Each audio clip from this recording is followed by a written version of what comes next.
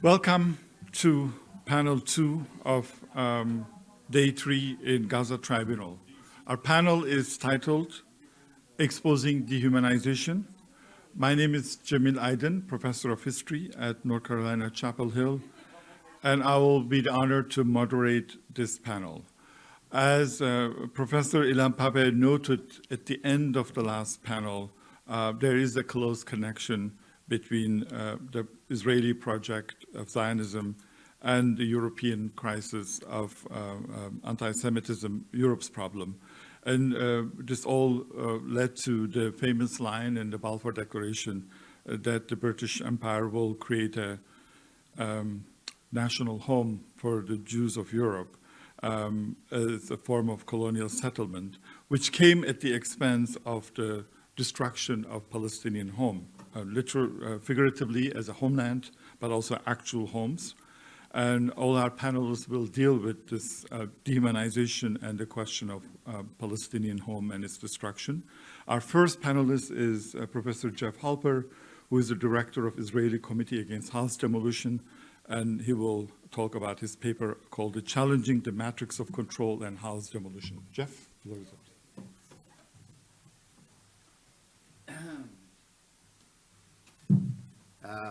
Okay, it's good to be here. It's actually not true. I'm not going to talk about the matrix of control in order to explain why Gaza is happening.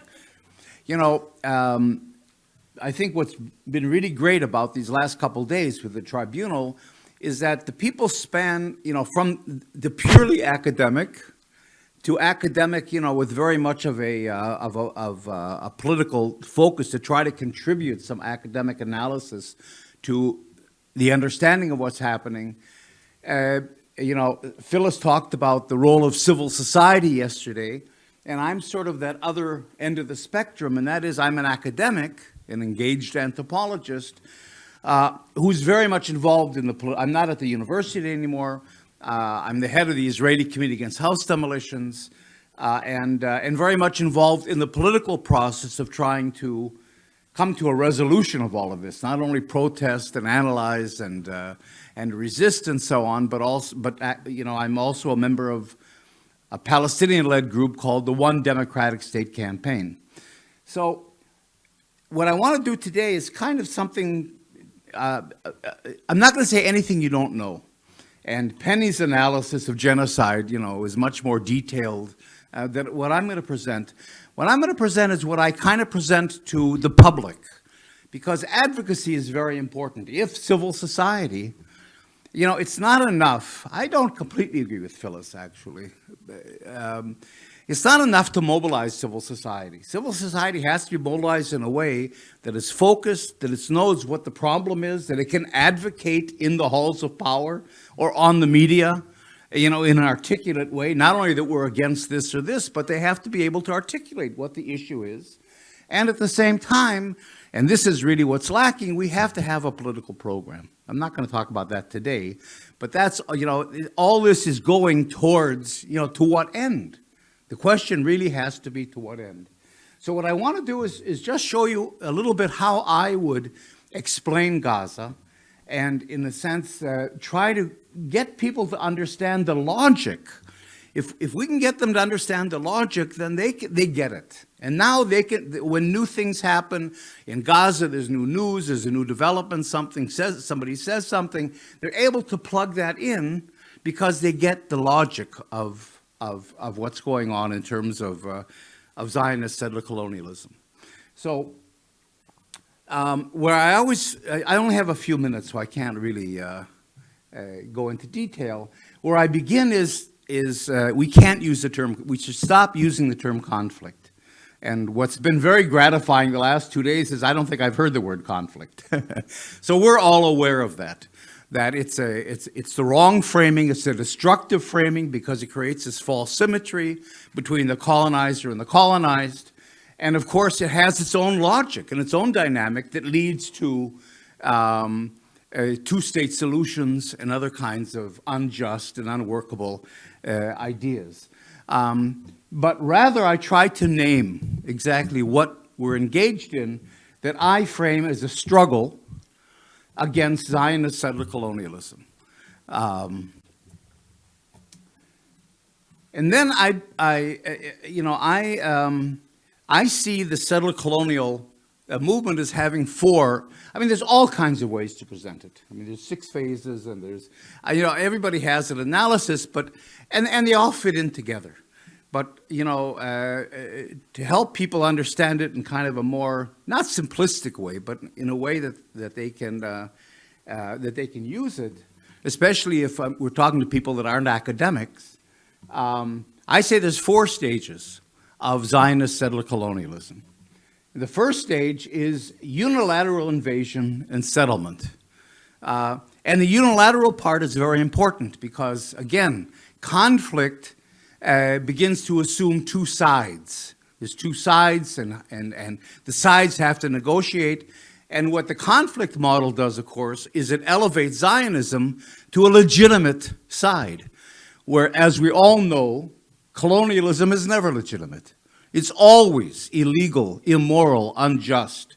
And to elevate it to a side is a historical injustice and certainly unhelpful politically. And at the same time, making the Palestinian people, indigenous people living in their country, a side that now has to somehow compromise and defend its right even to be in the country is of course, unacceptable. So to emphasize settler colonialism is unilateral, and in many ways the Palestinians are irrelevant to it. The Zionists had their own agenda.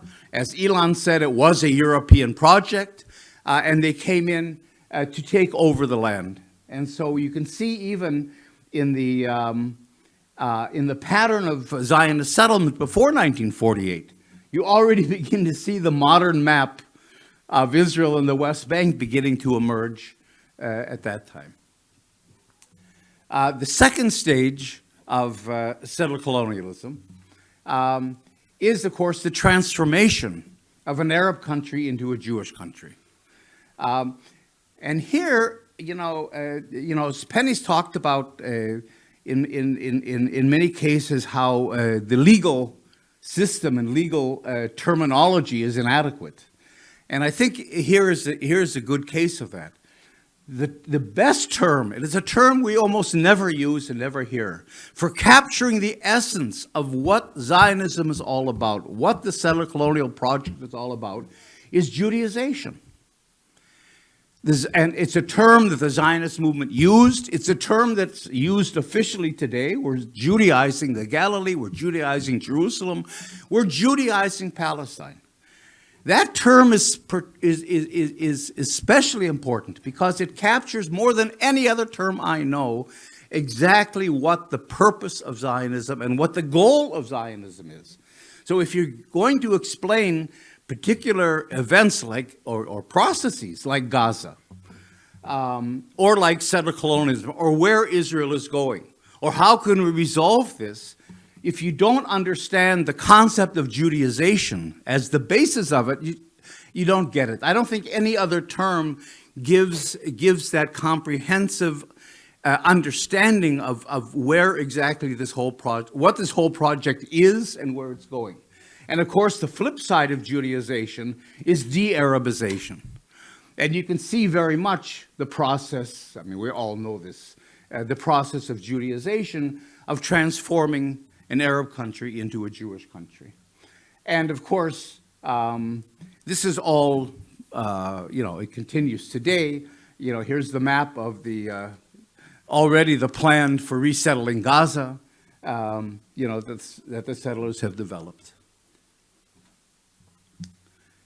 Now, the fourth phase, now, I know I skipped the third, and I skipped the third in a way for a reason, not in a way, I skipped it for a reason, that I'll come back to in a second. The end game of settler colonialism is normalization. In other words, this is another term that we almost never hear. Certainly you're not going to go mobilize masses of people in the streets of London around normalization. It's a gray, dry, academic-sounding term, but it's tremendously important. It's no less important. I would say Judaization and normalization are the bookends of understanding settler colonialism. Settler colonialism has an end, and its end is not the defeat of the indigenous population in any dramatic way or any military sense like Gaza. You know, Gaza is a part of the process. Settler colonialism ends almost like the T.S. Eliot poem, you know, not with a bang, but with a whimper. It ends by being normalized.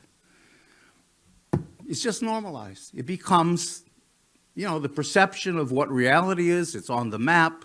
It's the way everybody looks at the country. It's now Israel, and Palestine is erased. So that and normalization is a closure. You know, and that I think, because I put this within the political context, there's a disconnect between our political work and what's happening on the ground politically. In other words, all the organizations I work with, civil society organizations all over the world, including inside Palestine and Israel, our own organizations, we all have our agendas, we have our timetables, we have our meetings, we have our completely disconnected from what's happening. And you hear all the time, even from Palestinians, this isn't the time to talk politics. I begin many of my talks by apologizing or acknowledging the genocide that's happening, because people say it's inappropriate to talk about a political solution at a time of genocide.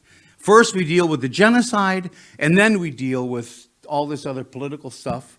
But it doesn't work that way.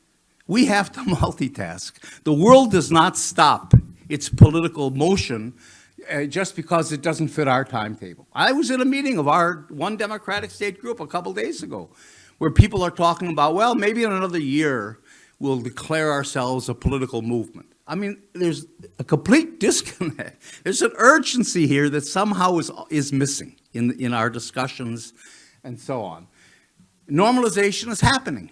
You know, the Trump plan is going through. This is Netanyahu in the United Nations on the podium of the General Assembly 2 weeks before October 7th, showing the map of the new Middle East, where he was on the cusp of signing with, Saudi Arabia, was on the cusp of entering into the Abraham Accords, the new Middle East, as Elon says, in an unabashed way, Israel presents a greater Israel. It's not hiding anything. The settler colonial project isn't something that's hidden in the dark. It's in our faces. And I think that's also where Israel wins, because if it's able to get Europe and the United States and the Arab countries and others to accept what's actually going on, and not, they don't have to play games either. Everybody's up front in terms of that, and that, I think, is the essence of the normalization project. Normalization means a greater Israel, as you can see on the map, and normalization, of course, means a two-state solution, which is actually two-state apartheid, because Palestinians have to be locked into a little Bantustan on 15% of the country. So normalization is the end, in a way. I mean, we have to really think about this, and this is coming down the pipeline. Because after normalization, there's very little political space left. Palestinians will come and say, well, wait, we're locked in a Bantustan, non-viable state, non-sovereign state, so-called state, and so on. What about our rights? And the world's going to say, hey, we've normalized. It's over. We've moved on to Sudan. We still have Ukraine to deal with. The Palestinian issue is removed from the international agenda. So there's a real urgency and danger, and I think we haven't focused on that part of the settler colonial project. We focus more on how it works, but how it's resolved and how that is being resolved in real time today is something that I think we have to focus on more. And of course, normalization isn't hidden in any kind of a way. Trump presented a plan in 2020. of exactly where he's going with normalization. Since then, there's another couple 100,000 settlers in the West Bank, and Gaza has been destroyed. So this map is probably an optimistic map of what a normalized two-state apartheid would look like. But of course, in this plan of normalization, there's no territorial contiguity for Palestinians, no sovereignty, no economic viability. And of course, the refugees are unable to return. And, when we talk about normalization, pacification, the annihilatory phase of settler colonialism, I mean, it's right in front of us in terms of Gaza. And this is the third part, because pacification has to precede normalization. That's the process. Normalization is stuck today because Saudi Arabia, and MBS says this. MBS said to Blinken, and we all know the quote, "I don't care about the Palestinians, but I have a younger generation that does." So what the Arab governments need, and especially Saudi Arabia, is a period of industrial quiet before it's able to enter into a normalization agreement with this greater Israel. And that's the stage. That explains Gaza, from my point of view. Genocide, as many people have emphasized, is a process. And it began from the very beginning of the settler colonial project. Genocide is built into settler colonialism, as we all know. And it's had its more violent, vicious, intense periods, and its more quiescent periods where it goes on, but sort of under the radar and in less violent ways, maybe like settlement and so on. Why is it culminating today? Why do we have Gaza today? And the Gazification of the West Bank, let's not forget that, because of the normalization process. We can't disconnect our analysis from the political processes. Settler colonialism isn't only a process where we can name the different phases. The phases have a timetable. The phases take certain forms according to how close we're getting to the culmination of it all, which is normalization. And that, I think, explains Gaza today and the West Bank. And that is that as Israel has this opportunity with Trump to normalize, it's got to break the Palestinian resistance forever, right? And it has to introduce this period of industrial quiet that will then pave the way for and enable the normalization process to take place. You have Rafah, you've got the West Bank, the refugee camps, you've got the ethnic cleansing. I actually sent another PowerPoint, but it doesn't matter. And so that, I think, is begins to explain Gaza within the context of not only the process of settler colonialism and the resistance to it, but also in the context of the political process of normalization that we're in today. So if I would, just at the end, kind of summarize where we are in the struggle for Palestinian liberation against settler colonialism, we're really towards the end here. In other words, what Penny has mentioned as the annihilatory phase of settler colonialism, the pacification, the breaking of resistance, and so on, were there. And then moving into the last phase, which is normalization, and then you've got this conclusion of the settler colonial project, I think. On the other hand, of course, and I don't have time to talk about this, you've got the Palestinian resistance that also develops and organizes as the settler colonial project begins. We can't focus only on the settler colonial project, on its own. We have to look at how it's reacting to Palestinian resistance and how Palestinian resistance is reacting to the settler colonial project.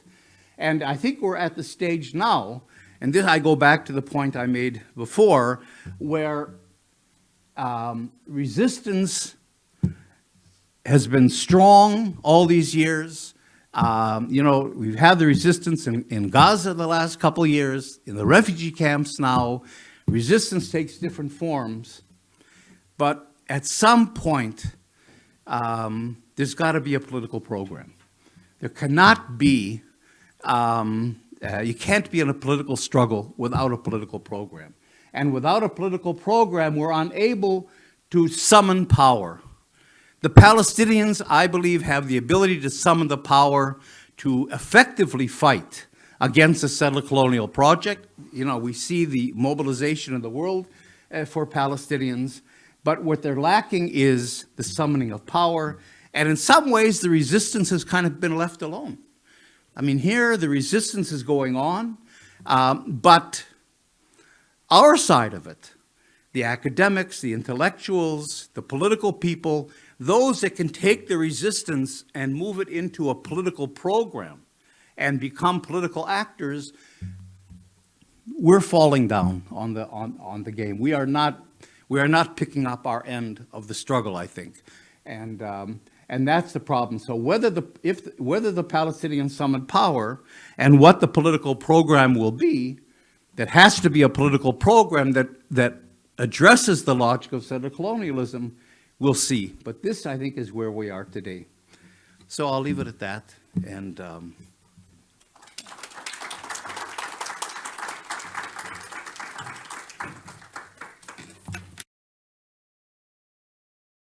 Great presentation. I will move to the next speaker, and hopefully we will have a conversation to discuss these. Our next paper is by Professor Nadera Shalhoub-Kevorkian, but because of her health, she's not here with us, and her paper will be read by Professor Penny Green.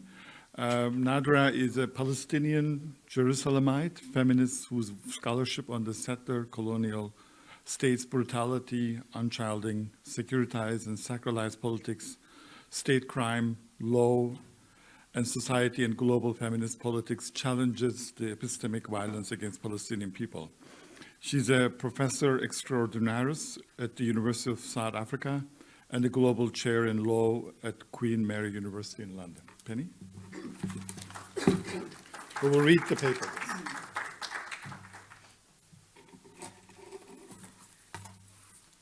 Thank you, Cemil, and it's an honor to be here reading Nadera's work. She's a dear friend, a very dear friend and colleague. I'm not going to read the full paper because it's rather too long, so I have tried to just capture the essence of what she is attempting to say here very powerfully. And before I begin, I just want to define, and you know, it was a new term for me as a non-Arabic speaker, but she uses the term a lot in the paper, ashla. For those Arabic speakers, you will know it means bodily remains. I think that's right, isn't it? So I'll begin Nadera's paper. In this talk, I plan to trouble or unsettle the ways genocide studies has engaged with ongoing genocide in Palestine and the political power embedded in invoking genocide. To begin, I must state that what guides my theorization are Palestinian voices and testimonies from the beginning of the Nakba in 1948 through to the ongoing genocide today.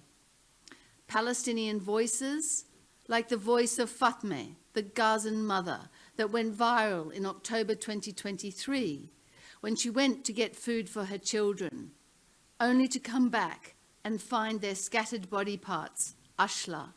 As she said, "My kids died hungry. I went to get them food and came back to find them ashla." Body remains, scattered all over the place. Ashla, hungry. My kids died hungry. I also speak from the unheard voices of Gazan newborns, left to decompose in incubators in November 9, 2023 in Al-Nasser Hospital ICU ward. CNN reported, and I quote, "The tiny bodies of babies, several still attached to wires and tubes that were meant to keep them alive, decomposing in their hospital beds, milk bottles and spare diapers still next to them on the sheets." My analysis of the ongoing genocidal Nakba stages the centrality of death and overkill apparent in the ashlar of decomposed babies in incubators and Fatme's dismembered ashlar of her children. It brings to our view the ordinary terror inhabiting the most vulnerable bodies of newborns and children and most vulnerable spaces, homes, schools and hospitals, reducing children and newborn bodies into decomposed, dismembered objects that can be used to support the larger project of demarcating the ontological boundary between the human and the non-human that should be shredded, decomposed and killed to disappear it at the centre of my analysis. The genocidal brutality of indiscriminate attacks to kill, including leaving newborns abandoned in incubators, inscribes both in the flesh and Zionist consciousness that Palestinian bodies can and should always be in a state of death and overkill. Such inscription of power on babies' flesh as on the Palestinian flesh of men and women, old and young, that I ontologically link their slowly dying bodies to the settler colonial state. As Fanon has explained, the notion of ontological difference involves seeing below the notion of being and even below the notion of non-being.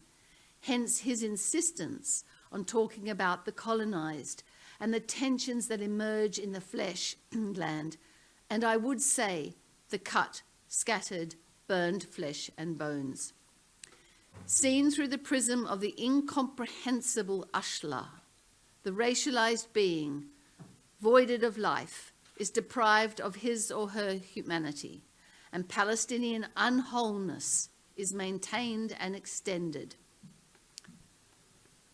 The violent horrors we are seeing in Gaza over the past 20 months have made us witnesses to the strangulation of newborn babies, a strangulation that demands their submission to the occupying power.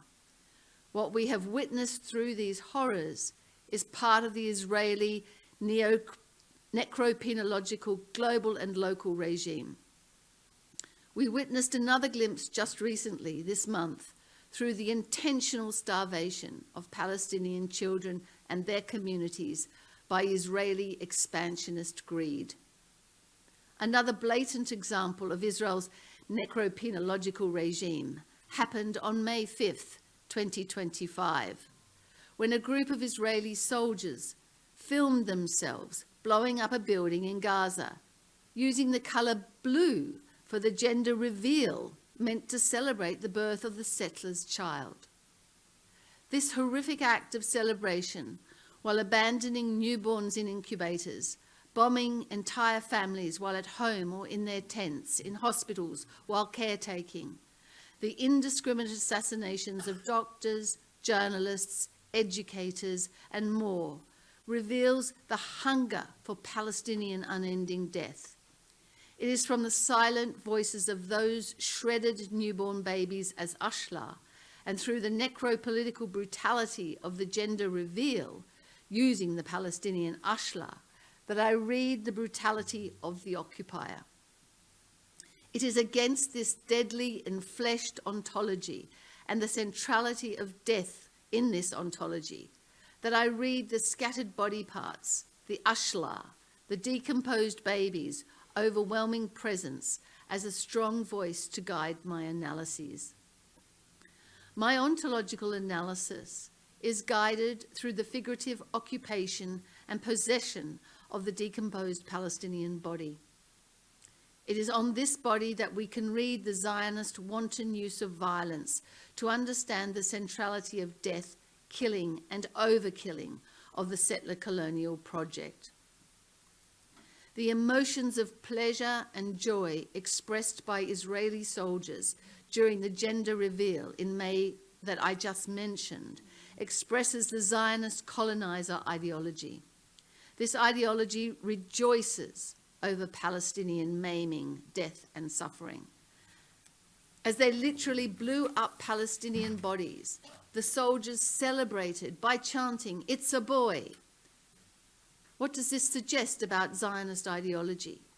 That soldiers can and do celebrate in the exact moments they destroy the colonized geography and home.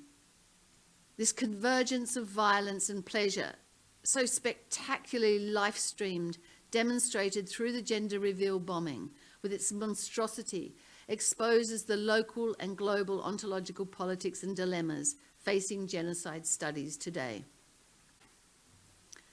Palestinian dispossession and death as a result of Zionism reveals a genocidal economy, an economy embedded in white supremacy, white racism, that dispossesses Palestinian humanity, even the newborn babies, with its codes, technologies, aesthetics, and visuality. This is what enables the ongoing genocide and its ontological consumption. The genocidal economy is constituted through the enmeshment of ashlar and the viscerality of it living in such a scale of death and the geopolitics of racism. It's rooted in the colonial state's commitment to violence and its exercise of power over the non-human, always killable Palestinian body. An ontological stand that can be detected in all aspects of the settler colonial genocidal criminalities of the state. Under such conditions, Palestinian ashlar becomes more visible in the settler state's infinite desire for expansion, even over shredded or sick bodies, empty stomachs, and collective graves. Palestinians are always kept in a state of neither life nor being. This enduring ontology depends on attacking the wholeness, integrity, and continuity of the Palestinian body and land. It has turned Gaza and Palestine into a collective graveyard for slow and fast death, a slaughterhouse of maiming and wounding for the political functioning of the state, and hence the continuous Nakba. I'm going to conclude Nadera's piece with the following paragraph. I stand against the settler colonial assertion of turning the Palestinian body, flesh, geography, and economy into a death zone. This stand grounds my analysis as a criminologist and a scholar. My imperative is not the illegal apparatus, nor the human rights conventions, but rather human life, dignity, integrity, and futurity of the people. I also do not believe in the system of the state or the security of the state. The people are my centre. Thank you.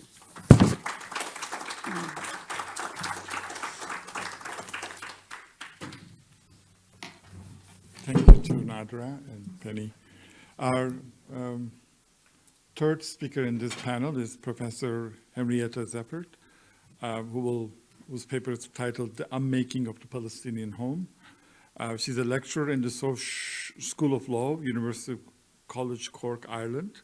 Henrietta's writings draws inspiration from feminist, post-colonial, and geographic theory and global socio-legal methods. Prior to joining her current academic institution, Henrietta was a lecturer at the University of Leeds, a Max Weber Fellow at the European University Institute, and a doctoral candidate at the London School of Economics. Henrietta founded an organization called Right Now in 2004. Henrietta?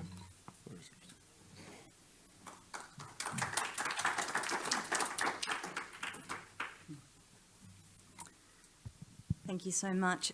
First, I want to thank the tribunal organisers, and I'm honoured to be here with you all. It's difficult to follow Nadera's very difficult paper, but I hope you'll find some synchrony between her paper and mine. Ooh. So, home, Homi Bhabha said, is the site for history's most intricate invasions. That history of uncontrolled entry into, destruction of, and expulsion from home in Palestine extends over a much longer period than the current annihilation, and even longer ago than the Nakba. Nonetheless, the intensity of home destruction in Gaza over the last 20 months and the depth of human suffering associated with it is massive and unparalleled. It prompted the UN Special Rapporteur on the right to housing to call it domicide, the deliberate, widespread and systematic destruction of home. We've all seen the imagery that shows that over 70% of Gaza's infrastructure has been levelled. By May this year, 92% of Gaza's homes have been destroyed, and we just saw Jeff's devastating image from Rafah. Israel's calculated attacks on home have displaced almost everyone, as we've heard over the last few days, generally multiple times. These statistics are so familiar as to have become tired, but it is crucial to still collect and reflect on this data, as this tribunal well knows. That data cannot be overlooked because it points to where and how international law and its institutions are deficient, even complicit, but also more optimistically, where it could do better. And these are themes I'm going to dwell on today in relation to home. Home is tangled with systems of violence and logics of erasure. As we all know, home is an organising metaphor for settler colonialism. Settler colonialism is the story of homes that are themselves tools of destruction, homes that have been constructed on the ruins of other homes. Settler colonialism is a project of homemaking and home unmaking, as Raja Sharani and Jeff have reminded us with the settlements that spawn and now threaten to swallow Gaza. But the unmaking of home is not just about physical homes, it's also about the very sense of home and of spatial attachments. The severing of connection to a place that is called home is profoundly devastating. And we've heard in the first chamber on Monday a number of witness testimonies in which Gazans stressed the psychological and immaterial losses and pain associated with the destruction of their homes. One witness said that losing a home means losing your mental stability. Another said they had no horizon for hope after they had lost their home. To borrow from Penny's words, the destruction of home is a form of mass weakening and cultural erasure. The centrality of home to the logics of occupation, apartheid and genocide, and the complex role of home as both a site of violence and control, as well as agency and resistance, is important to understanding what's going on now in Gaza. In the early months, when there were still homes standing, the IDF used maps carving Gaza up into numbered neighbourhoods, indicating which homes would be targeted. Weaponising homes in this way, the maps transformed Gaza into the unhomely, an unfamiliar place of not belonging, of fear, of alienation, so far from the ideal of a safe and cosy home. As the airstrikes menaced street by street, home by home, we were reminded that home is contested ground. That far from being a neutral space, home is where struggles over the very nature of identity unfold. Denied full agency and control over home, the conditions of home and for being at home in the world are radically altered. The pain of domicide extends not only to those whose homes have been destroyed, but also to those who cannot return home, and because everything needed to make home has been obliterated. Gaza has become, to borrow from Nadera, a nowhere home. And yet, Gaza, Palestine, remains home. The concept of sumud, which Ramzi so eloquently introduced to the tribunal yesterday, captures this. Sumud means rootedness in land, a stubborn standing, a steadfast refusal to leave home and homeland, and defiance through acts of homemaking, of hospitality, of accommodation, and of dreaming of home. Similarly, as Lara Ebono powerfully reminded us to do yesterday, that despite the destruction of home, it must be part of our activism and part of our resistance to showcase the beauty, creativity and art, the culture and design riches of Gaza and Gazans. And I hope that this photo does a little bit of that with the beautiful lights and the decorating you can see here in the interior of this Gazan home. I've said the word home a lot, but let me explain a little bit more what it means.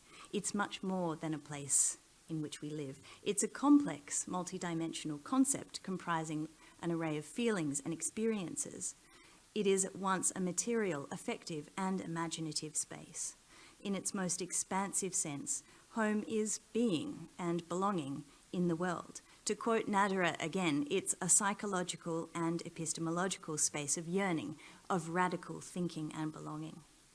The process of making home, of homing, is one of becoming, of carving out our own socio-spatial identity. And this is, of course, why Palestinian homes have always been targets of destruction, and this is why Edward Said observed that the history of Palestine read through its homes is one of an open door, of others getting in, of being entered into despite us, lived in despite us. For Palestinians, home is a place, a powerful idea and an organising force. It is homeland, memory and identity. As Nadera and Sarah Immoud write, the Palestinian home is saturated with individual and collective cultural and political meanings. For Fatma Kassem, home is a place where history and memory are transmitted, preserving and continuing cultural and national identity and the idea of a Palestinian homeland. The homeland may be an artificial construction, mobilised, for example, in discourses of nationalist exclusion and violence, which we heard about yesterday from Haida and today from Jeff with the South African Bantustans. But the concept of homeland does remain critical for understanding territorial claims, modes of ethno-national spatial control, and how space is planned, settled, and transformed, including the smaller space of home. Feminists have shown us that home is problematic, but it is nonetheless difficult to exorcise what is so positive about home. Most of us look forward to going home at the end of the day, and we invite others to make themselves at home. And many of you in our conversations this week have reminded me of the irrepressible hospitality of Palestinians in their homes. Nonetheless, the ideal or idealised home that is safe, bounded, closed, exclusive and static in time is far from the reality of home. That reality is far more contingent and provisional and messy. I think it's better to think of home as a place of contest and negotiation and shifting boundaries, of histories of estrangement and becoming, of permeability and material impermanence, and a dynamic process of rearticulation, of making, unmaking, and remaking. Next slide, please. Despite the unprecedented level of home destruction taking place in Gaza today, we all know that international law has been unable to stop it. In fact, international law and its institutions has very little to say about home, what home means and what it is to lose a home. Home is not explicitly protected in international law. It can be derived or implied from particular provisions and rights, such as the right to housing, property, and privacy. We see something like the idea of homeland in the recognition of Indigenous peoples' spiritual connection to land. The laws of war prohibit targeting civilian property and civilian objects, which we can take to mean home.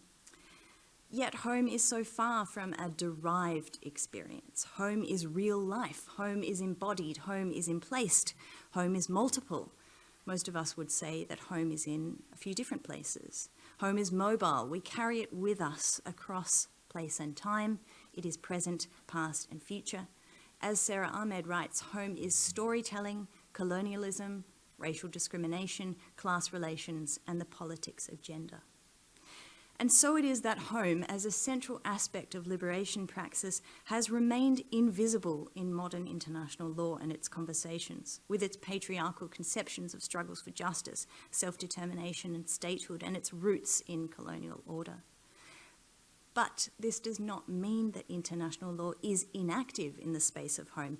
I argue that it is already present at home, shaping and defining the contours and conditions of home in myriad ways. In other words, international law does homemaking and home unmaking work. That homemaking is thresholding and bordering work, shaping space and contouring and determining identity. It is, for example, the international laws of war that provide for and sustain the legal architecture of occupation and makes no apology for it. Even if that occupation has been condemned by the ICJ, as we know, in essence, that international legal framework opens the door, as Edward Said said, to enter into and control Palestinian homes. There are also more subtle metaphorical and philosophical equivalences between home and international law that diagram its home unmaking work in Palestine. The nation state is frequently analogized as a home, the state as home. So claims to statehood, sovereignty, territory, and self-determination are often grounded physically and imaginatively in the language of home and homeland. Home is this ultimate sovereign space that the international order idealizes, a place of exclusive belonging and universal order. We hear in the promise of statehood and self-determination a longing to be at home somewhere in the world. And so it is that the repeated repressive denial of Palestinian statehood and self-determination and the refusal to recognize and create space for a Palestinian homeland is channeled through and given official form by international legal processes, institutions, and actors as they go about their homemaking, their thresholding work. Finally, and more explicitly on this point, Israel has deployed international law over the past 20 months to facilitate the unmaking of home in Gaza by calling on the laws of war to justify and authorize a shift in the classification of Gaza's homes from protected places into military targets.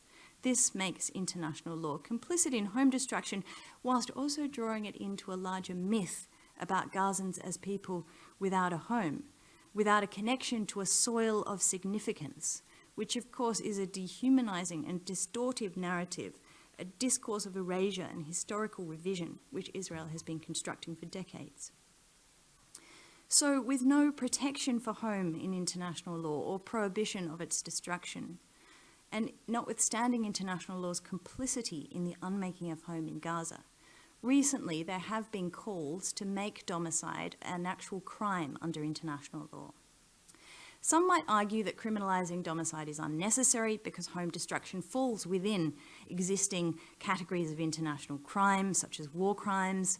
It can also be said that home destruction is comparable to a crime against humanity, where, as often happens, it results in forced transfer, apartheid, and other inhumane acts.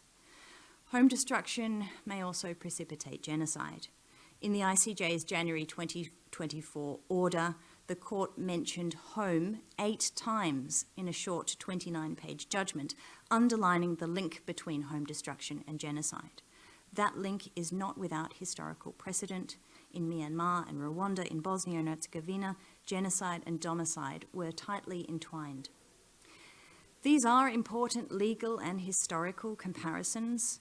They also provide an opening for the conversation I think we need to have about home, in which home is conceptualized in that much richer sense that I've talked about today, much more than just being a material place. And a conversation about why it's important to think about home through its absence and its erasure. And it's the latter where domicide comes in. I think the value of domicide is that it draws attention to the political nature of the home space. So domicide, quick definition, scholars have defined it as the deliberate destruction of home by human agency in the pursuit of specific goals, causing suffering. Like home, domicide is multifaceted. It has diverse temporalities, different effective registers, different modes. Domicide is home destruction that occurs again and again, spanning different locations and incorporating different intents and methods. It's operationalized in many ways. These will be familiar to us all, especially Jeff. The self-destruction of homes, the denial of residency rights and the right of return, restriction of access to building materials and natural resources, discriminatory zoning and planning restrictions, and deviant urbanization programs. Domicidal processes may or may not result in the physical destruction of home. The point is that they render home uninhabitable and deny the conditions for homemaking, materially and psychologically. Domicide keeps a community in a state of continual upheaval, without continuity, as Nadera just said, prohibited from resettling and making home, living in constant uncertainty and without a sense of permanence. So this conceptualization of domicide marks a shift from it being seen as a singular event or a once-off to a process that's neither linear or instant or finite, but one which unfolds and repeats, and that repetition really underscores the intentional and systematic nature of it and the logic of violent erasure that drives it. Criminalising domicide under international law would not stop the destruction of home. Let's not pretend. And to the extent that international law refuses, indeed fails to act on home destruction, this can be interpreted as tacit authorisation or complicity, as I've said. I think it's more productive to think of the concept of domicide as an organising tool for civil society, for decolonial and anti-imperial resistance. Ignoring harms to home is not only unjust, it's also really convenient for states and other actors for whom home destruction serves strategic ends.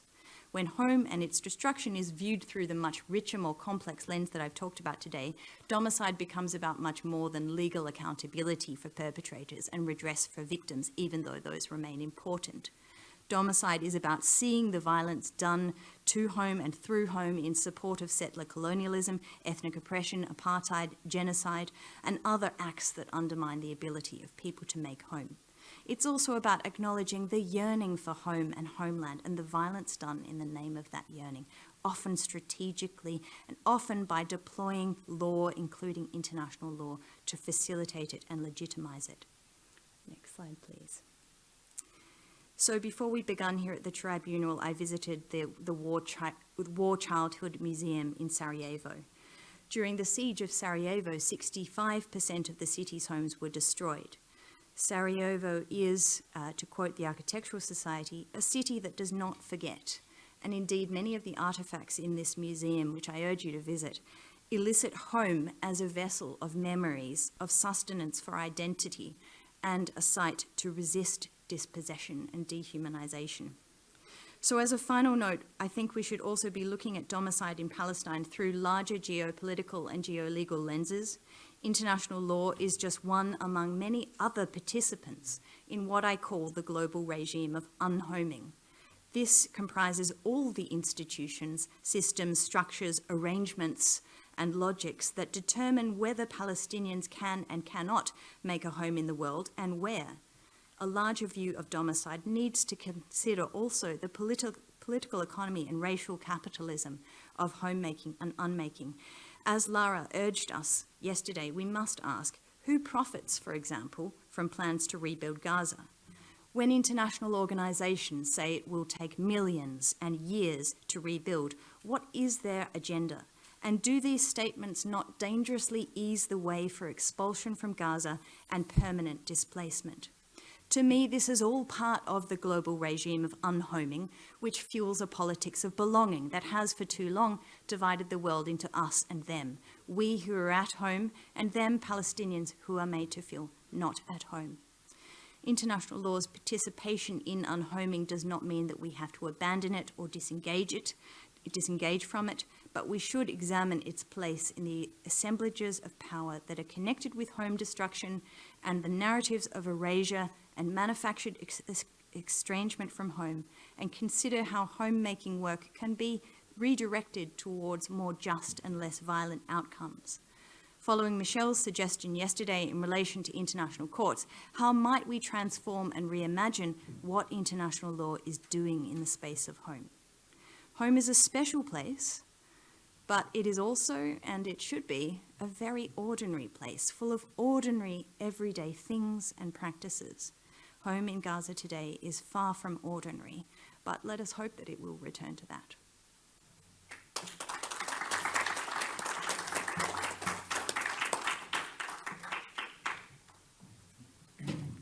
Thank you, Henrietta, Jeff, and Nadera and Penny. We have a good 10 minutes and probably time for 2 questions. Since all the speakers are here, we should use this opportunity to have a short conversation. And then, of course, panelists can also make comments on each other's papers. Any comments and questions from the audience about the 3 papers of this panel? Yes, please. Yes. Yeah.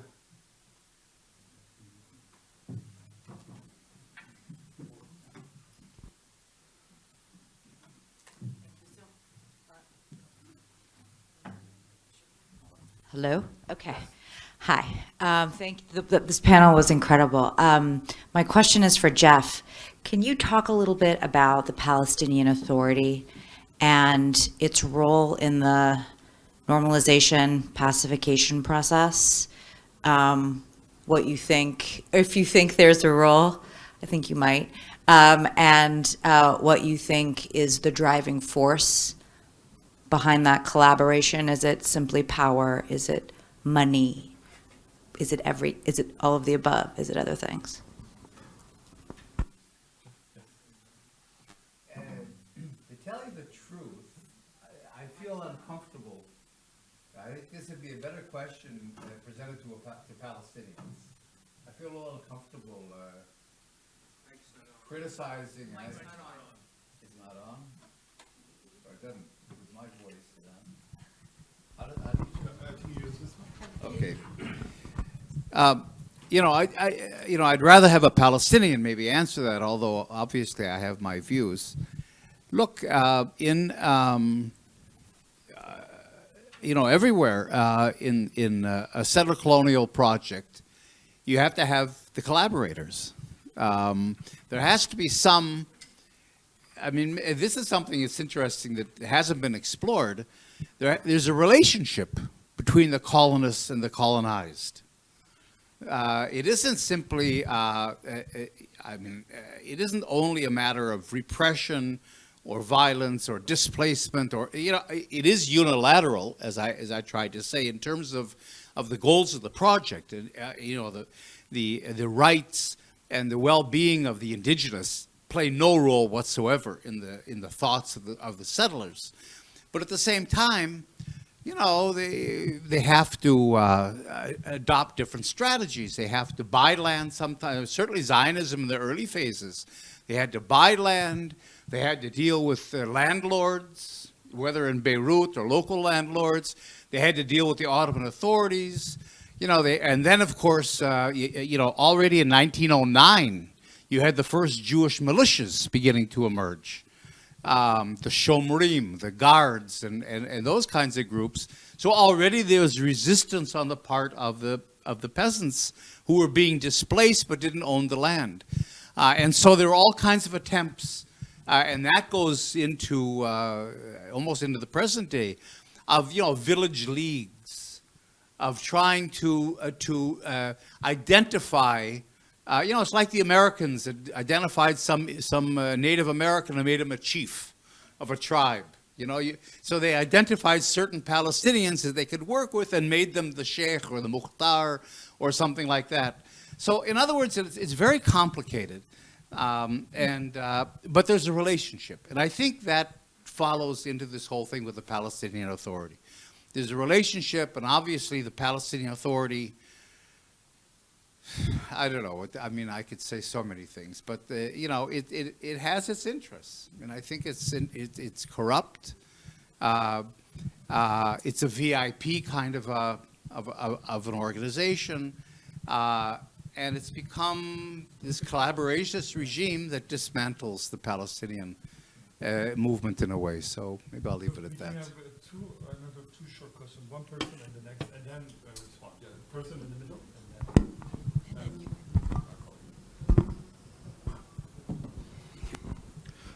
Now, I have a question for Jeff. Earlier in your presentation, you said that we need to multitask and we need to have a political solution during genocide. Would you agree that kind of the example of that is what happened in Bosnia during the war? Because the genocide in Bosnia didn't really stop until we had a political solution to the war, until the war stopped with political negotiations between parties. All right, so, last question. Yes, thank you. I was glad that Nadia was here. I saw her speak at a Cork conference on international law, also online, and I was very impressed with her. I'm sorry that she's not well. I have a question for Professor Zeffert, and it's about residential segregation. Now, America, the United States, is built with rare exceptions everywhere on residential segregation.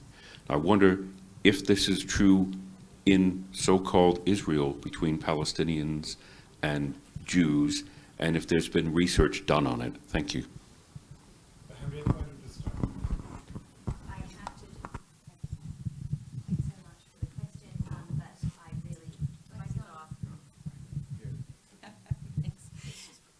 I really. Yep. The only thing I can do is defer to Jeff because he is the expert on this. It wouldn't be a good idea for me to answer that rather than him being the expert. Sorry, Jeff, but it's true. She defers to me, I defer to the Palestinians. This is I know residential segregation is obviously a reality. There's very few places where even within the same cities where Israelis and Palestinians live together inside Israel, certainly in the occupied territories. Just one little thing I'll say: we know about the wall, the apartheid wall that was built. Do you know in the city of Ramleh, which is a so-called mixed city, right in the middle of Israel, there's a wall between and it's a wall actually mainly of garbage that's been created by the municipality. It's a wall that separates the Palestinian neighborhoods of Ramleh from the Jewish ones. So, yeah, no, you have that phenomenon certainly in very micro forms in many cases. Maybe you continue the question answer to. All right, I'll just say one thing really quick, and that is, the importance of this of the set of colonial, whether it's a set of colonial analysis, as opposed to the conflict analysis, which is by far the mainstream. This is what the politicians and actually Palestinians use the word conflict all the time. So, you're trapped. If you're in this conflict mode, you can't get to a resolution that's just and sustainable. You just can't. It doesn't lead you there because it legitimizes. It doesn't decolonize. It doesn't decolonize the Zionist enterprise, Israel. It doesn't decolonize the power differentials. And there's all kinds of crazy schemes now because people know that the two-state solution is gone. So now even liberal left Zionist Israelis are into one land for all and federations and confederations and canton systems, all kinds of crazy things like that in order to preserve somehow this Jewish entity, even though there's no two-state idea. So the importance, I think, of the set of colonial analysis is it breaks us out of that. And because it has its logic, the logic of what its purposes are and how it works and the processes lead you to the idea of, well, how do we decolonize this? What are the causes, what are the mechanisms, the structures of settler colonialism? And so in a very focused way, you can have a plan of decolonization. And then, of course, decolonization, from my point of view, leads to only one political resolution, which is one state, transforming the entire country into a civil democracy of equal rights for everyone. So I think this issue of settler colonialism isn't only an academic issue or even a political issue on its own to understand, but without it, you cannot get to any kind of meaningful resolution. Thank you to all our panelists. This concludes panel 2, Exposing Dehumanization. After a 10 minutes coffee break, we will be here at in 10 minutes in a panel titled Resisting Genocide, moderated by Thomas McManus. So hope to see you in 10 minutes. Thank you.